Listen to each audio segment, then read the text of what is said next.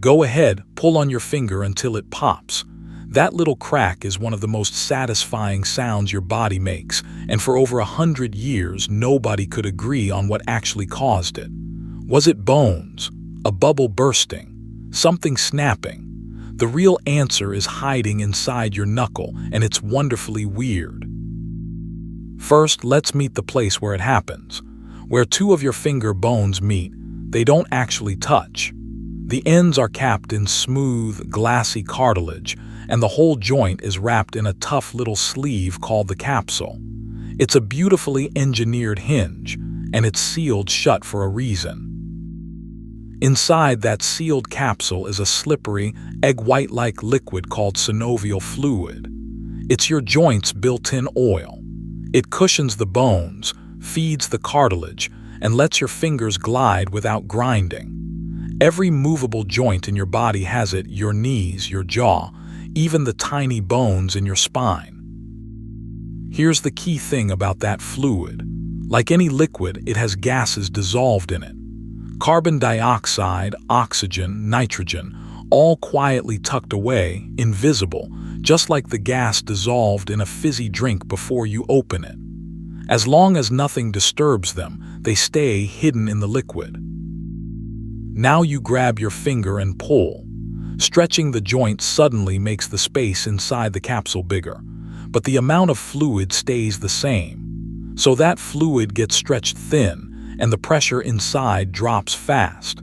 You've created a tiny pocket of near vacuum where the bones are pulling apart. And liquids hate low pressure. When the pressure crashes, the dissolved gas can't stay dissolved anymore.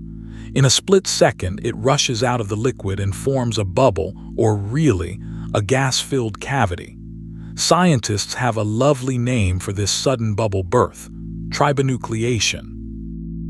So that's the twist. For decades, people assumed the pop was a bubble bursting. But in 2015, researchers slid people's hands into an MRI scanner and filmed a knuckle cracking in real time. And the pop didn't happen when a bubble collapsed. It happened at the exact moment the cavity formed. Think about that. The crack isn't a pop of something breaking. It's the sound of empty space suddenly appearing inside you, the snap of a cavity bursting open as gas floods in to fill the vacuum. Your knuckle isn't deflating. It's the opposite. Something new is being created. Now you may have noticed something. Once you've cracked a knuckle, you usually can't crack the same one again right away. There's a waiting period, often around 20 minutes before it'll pop a second time. Why? Because the gas needs time to dissolve back into the fluid, ready for the next big stretch. This refractory period was actually one of the earliest clues.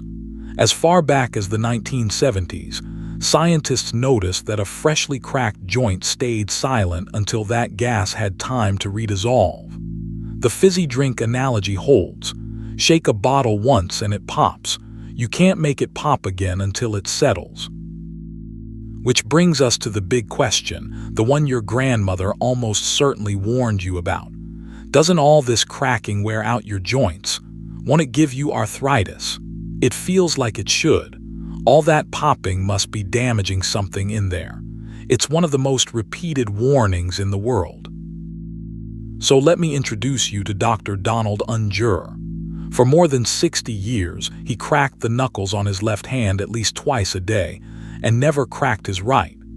2 hands, same body, one simple experiment running for 6 decades. A wonderfully stubborn way to test his own mother's warning. The result: after tens of thousands of cracks on one hand only, there was no arthritis in either hand. No difference at all. In 2009, he won an Ig Nobel Prize for it, and his cheeky conclusion was that maybe he should have a stern word with his mother. One man, but a striking result. And it's not just one quirky doctor. Larger studies have compared lifelong knuckle crackers to non-crackers, looking at hundreds of people's hands. The consistent finding: habitual knuckle cracking is not linked to arthritis. The pop, it turns out, is harmless. Your grandmother was wrong, but only about this one thing. That said, let's be fair and accurate. Cracking won't give you arthritis, but a couple of small studies have hinted that very frequent crackers might have slightly weaker grip or some hand swelling. The evidence is thin and debated, so crack away if you enjoy it, but you don't need to do it all day. So the next time someone tells you to stop cracking your knuckles, you can smile.